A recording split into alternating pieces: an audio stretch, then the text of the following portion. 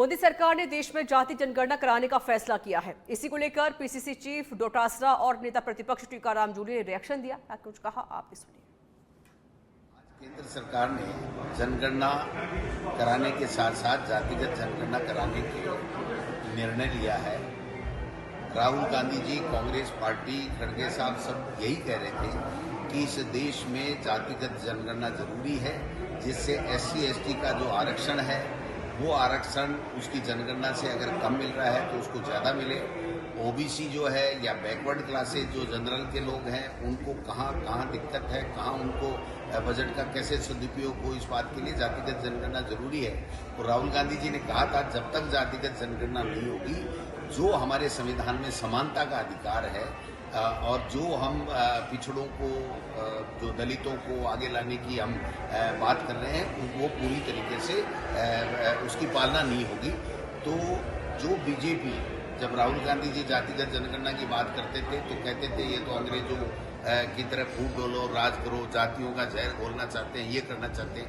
आज उनको राहुल गांधी जी की बात को मानना पड़ा, कांग्रेस पार्टी की बात को मानना पड़ा।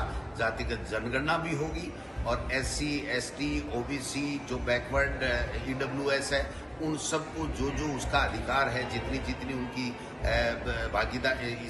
भागीदारी है, उतनी उसकी हिस्सेदारी होगी। ये जो न्याय है, ये न्याय मिलके रहेगा। ये आज राहुल गांधी जी ने जो कहा था वो केंद्र सरकार को मानना पड़ा है। मैं समझता हूं कि जब राहुल गांधी जी ने इस देश में चेताया था, जब कमियां बताई थी, उस पर जहां ध्यान नहीं दिया वहां हमें नुकसान हुआ, देश को, लोकतंत्र को नुकसान हुआ। और जब बात मानी है तो उसके बाद में उसमें फायदा हुआ है। तो ये जो निर्णय किया गया कि ये राहुल गांधी जी और पूरे देश की आवाज बन करके मोदी जी को मजबूर किया है कि आपको जनगणना करानी पड़ेगी और अब आरक्षण की सीमा को 50% के कैप को इनको हटाना पड़ेगा।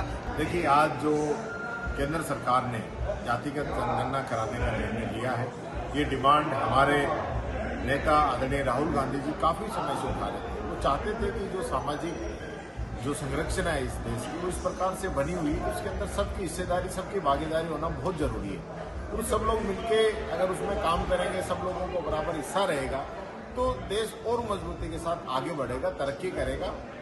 जब राहुल जी ने ये बात रखी थी उस समय सत्ताधारी दल ने उनका बहुत मजाक उड़ाया था, लेकिन मुझे खुशी है कि आज उनकी बात को माना गया है।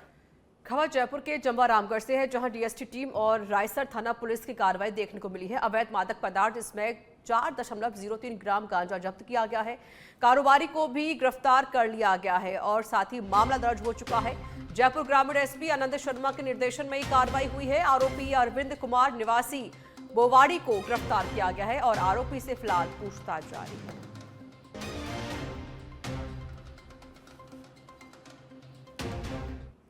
सिरोही के आबू रोड से खबर है, ट्रक और पिकअप के बीच हुई है आमने सामने भिड़ंत। पिकअप पर सवार 2 लोग गंभीर रूप से घायल हो गए हैं। सूचना पर 108 एम्बुलेंस पहुंची है मौके पर। घायलों को एम्बुलेंस की मदद से अस्पताल पहुंचाया गया। सूचना पर रिको पुलिस भी मौके पर पहुंची है। चिकित्सकों ने इलाज के बाद दोनों गंभीर घायलों को रिको थाना क्षेत्र के अंबाजी मार्ग की पूरी घटना है ये। फिलहाल डॉक्टर्स ने घायलों को रेफर कर दिया है। RTO ऑफिस के पास की घटना बताई जा रही है। सिरोही के आबू रोड से बड़ी जानकारी, जहां ट्रक और पिकअप में जोरदार भिड़ंत हुई और इस भिड़ंत में 2 लोग घायल हुए हैं। घायलों को अस्पताल पहुंचाया गया, उनका इलाज जारी है। तो वहीं पर पुलिस भी मौके पर मौजूद है। पूरे मामले की जांच पुलिस कर रही है।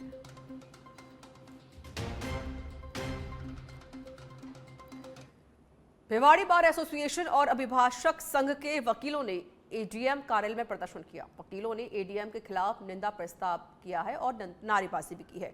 ADM छुट्टी पर थी, इसलिए निंदा प्रस्ताव उनके रीडर को सौंप दिया गया।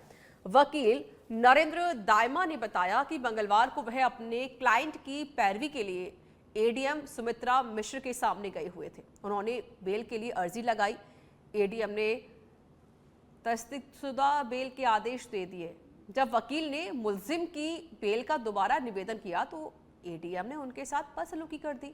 उन्हें धमकाते हुए कोर्ट से बाहर निकलने के आदेश दे दिए। वकीलों का कहना है कि ADM ने अधिवक्ता को पेशेवर कार्य से रोका है। यह भारतीय संविधान और अभियुक्त के मौलिक अधिकारों का उल्लंघन है।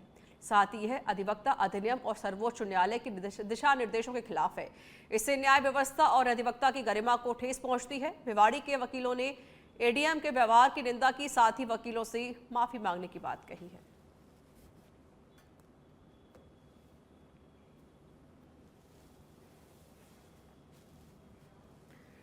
खबर धौलपुर से है, जहां बीजेपी के पूर्व जिला अध्यक्ष के स्कूल पर चला है बुलडोजर। अवैध जमीन पर पूर्व अध्यक्ष पर बना रखा था स्कूल, कई सालों से कर रखा था अवैध कब्जा। नगर परिषद ने स्कूल को ध्वस्त कर दिया है। करीब 8 बीघा पर कब्जा किया था पूर्व जिला अध्यक्ष का। धौलपुर जिले से सटे तगावली गांव के पास कब्जा कर रखा था। एसडीएम, नगर परिषद आयुक्त के साथ पुलिस जाब्ता मौके पर मौजूद रहा। धौलपुर से ये जानकारी आपको दे रहे हैं। कई सालों से अवैध कब्जा कर रखा था। नगर परिषद ने स्कूल को ध्वस्त कर दिया है। से ये 8 बीघा ज़मीन थी, लगभग 20 करोड़ की रेट बताते ना, 20 करोड़ रुपये की ज़मीन थी। इस पे यहाँ के कुछ लोगों ने यहाँ के स्कूल बना रखी थी। तो इसकी शिकायत अभी प्राप्त हुई थी, स्टेट लेवल पे प्राप्त हुई थी और श्रीमान जिला कलेक्टर महोदय को जन सुनवाई में प्राप्त हुई थी। तो हमने इसका इसको एसडीएम और मैडम को इसको मौका पर स्टेट लिफ्ट किया था।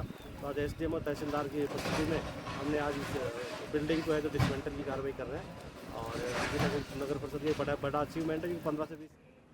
प्रतापगढ़ के छोटी सादड़ी में खेत में करंट की चपेट में आने से किसान की मौत हो गई। पूरा मामला छोटी सादड़ी थाना क्षेत्र के जलोदिया केलू खेड़ा गांव का है। घटना की सूचना मिलने पर पुलिस भी मौके पर पहुंची और शव का पोस्टमार्टम करवाकर शव परिजनों को सौंप दिया गया है। फिलहाल पुलिस पूरे मामले की जांच कर रही है।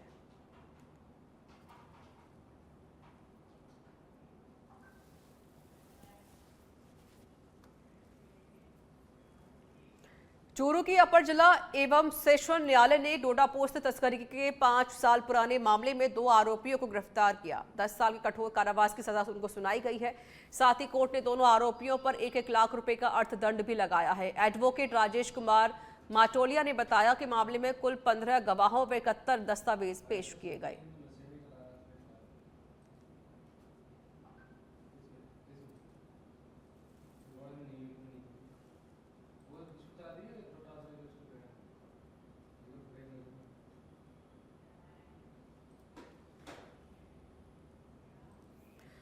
भीलवाड़ा के आसीन से बड़ी खबर है। कुएं में गिरे भालू का वन विभाग की टीम ने रेस्क्यू किया है। ग्रामीणों के सहयोग के चलते रेस्क्यू सफल रहा।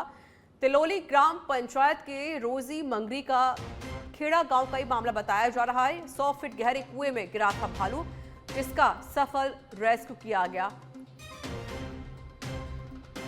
भीलवाड़ा के आसीन से जानकारी, 100 फीट गहरे कुएं में भालू गिरा, जिसका रेस्क्यू किया गया।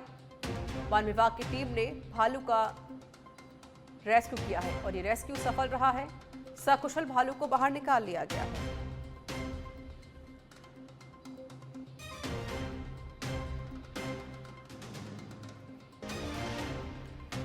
करौली पुलिस ने बड़ी कार्रवाई करते हुए साइबर ठगी के एक आरोपी को गिरफ्तार किया है। बता दें कि आरोपी ने डॉक्टर को ईडी और जेल भेजने का डर दिखाकर 6,98,000 रुपए की ठगी की वारदात को अंजाम दिया था। तो वहीं पकड़े गए आरोपी पर 5,000 का इनाम घोषित किया हुआ था। फिलहाल पुलिस आरोपी से पूछताछ कर रही है। श्रीमान आईजी साहब के निर्देशन में और एसपी साहब के निर्देशन में का अभियान चल रहा है साइबर फ्रॉड का। उसके तहत हमारे एक मुकदमा दर्ज हुआ था 11/24, जिसमें पीड़ित से डिजिटल अरेस्ट करके और 6,98,000 रुपये जमा करवा लिए थे। उसमें कार्रवाई करते हुए हमारी टीम ने 3 मुलजिम पहले गुजरात से अरेस्ट कर लिए थे और जिसके अकाउंट में पैसा जमा हुआ था वो मुलजिम को आज हमने अरेस्ट किया है। जिसमें 5,000 का इनाम था। काफ़ी मशक्क़त से हमने इसको, हमारी टीम ने इसको रिकवर किया है और 2 दिन का पीसी लिया है और हम कोशिश कर रहे हैं कि पैसे रिकवर हो और अन्य लोग जो इसमें शामिल हैं उनका भी पता लगाने की कोशिश कर रहे हैं, कितने लोगों में संलिप्तता है और कहाँ पैसा हमारा गया है। कहाँ से पकड़ा ये जयपुर से हमारी टीम ने पकड़ा है, जो मैं भी शामिल था टीम में। और कुल मिला के 2,51,00,000 रुपए उसी दिन सेम डे इसके अकाउंट में जमा हुए हैं। और हमारे राजस्थान के अलावा पूर्व मुख्यमंत्री अशोक गहलोत ने जयपुर आवास पर प्रेस कॉन्फ्रेंस की।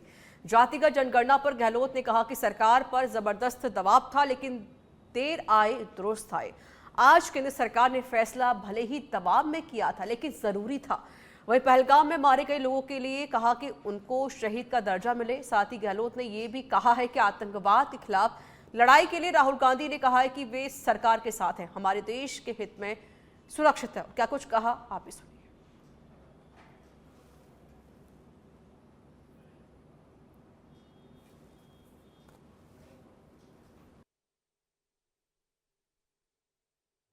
विचारधारा की लड़ाई है तो मजा आएगा लड़ने का।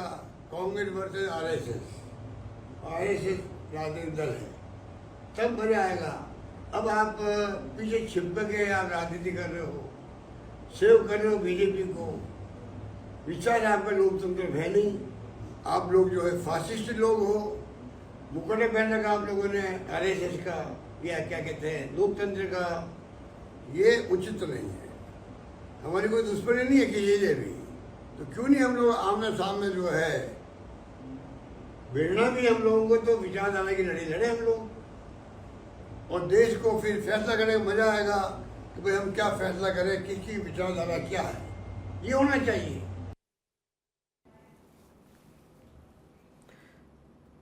चूरू के सुजानगढ़ से खबर है। कोतवाली थाने में हाई वोल्टेज ड्रामा देखने को मिला है। मकान खाली करने और न्याय की गुहार लगाने पहुंची थाने पीड़ित महिला ने शरीर पर छिड़का है पेट्रोल। पति और पिता की मौजूदगी में कोतवाली थाना अधिकारी से बहस हुई। दोनों पक्षों को समझाइश करवाकर समझौता करवाया गया।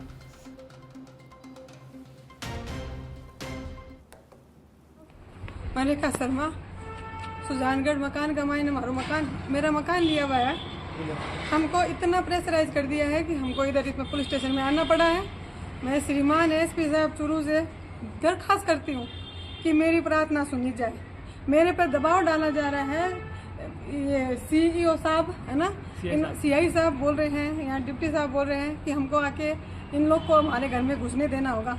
जब हमको इन्होंने धमकियाँ दे के घर में इंटर नहीं करने दिया, आज जिस जैसे हम इस घर में गए हैं और आज हमको इस घर से निकाला जा रहा है। आज मैं ब्राह्मण समाज से निवेदन करती हूँ, आज मैं यहाँ पे आपकी बेटी आपकी बहन यहाँ पे खड़ी हूँ और मेरा साथ देने वाला कोई नहीं है। जिनसे मैं न्याय मांगने आई थी सुजानगढ़ पुलिस थाना में, सीआई साहब से न्याय मांगने आई थी, डिप्टी साहब से न्याय मांगने आई थी, वो लोग मुझे बोले तुमको अंदर कर दूंगा, तुम उसको घुसने दो। मैं क्या करूँ, मैं उनको किसी को घुसने नहीं दूंगी। अभी मैं सीआई साहब से ब्यावर जिले के थाना विजयनगर पुलिस ने तंत्र मंत्र और झांसीबाजी के जरिए ग्राहकीरों को बेहोश कर लूटपाट करने वाले अंतर्राज्यीय गिरोह का पर्दाफाश कर बड़ी सफलता हासिल की है। पुलिस ने इस गिरोह के एक ही परिवार के 2 पुरुष, 1 महिला को गिरफ्तार किया है, जबकि एक नाबालिग को निरुद्ध किया गया है।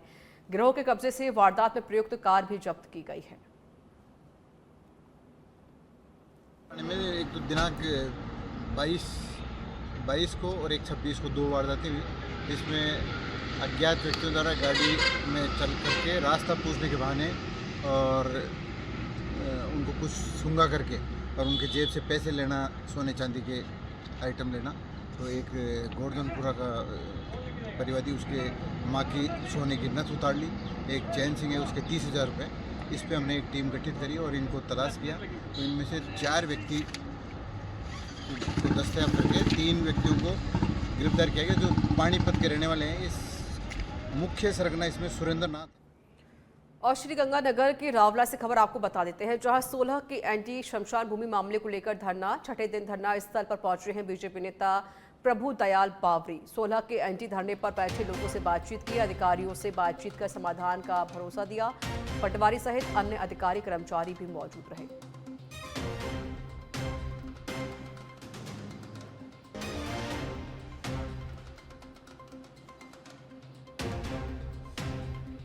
स्वर्ण नगरी जैसलमेर में गर्मी ने सभी रिकॉर्ड तोड़ दिए हैं। मई का महीना शुरू होने से पहले ही जैसलमेर में तापमान ने इतिहास रच दिया है। 29 अप्रैल को जैसलमेर में तापमान ने नया रिकॉर्ड कायम किया। 46.3 डिग्री सेल्सियस तक पहुंचने वाले इस तापमान ने 1669 के बाद का सबसे गर्म दिन दर्ज किया। आलम यह है कि पर्यटन स्थलों पर सन्नाटा पसरा हुआ है। अपील कर रहा हूं कि सुबह की टाइम अंदर जाए।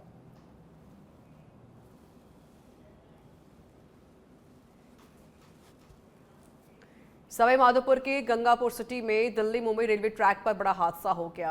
ट्रैक पर कार्य कर रहे 2 रेल कर्मियों की दर्दनाक मौत हो गई है। दूसरे ट्रैक पर मालगाड़ी आती देख गए थे, लेकिन दूसरे ट्रैक पर आ रही पैसेंजर ट्रेन की चपेट में आ गई और दोनों की मौत हो गई।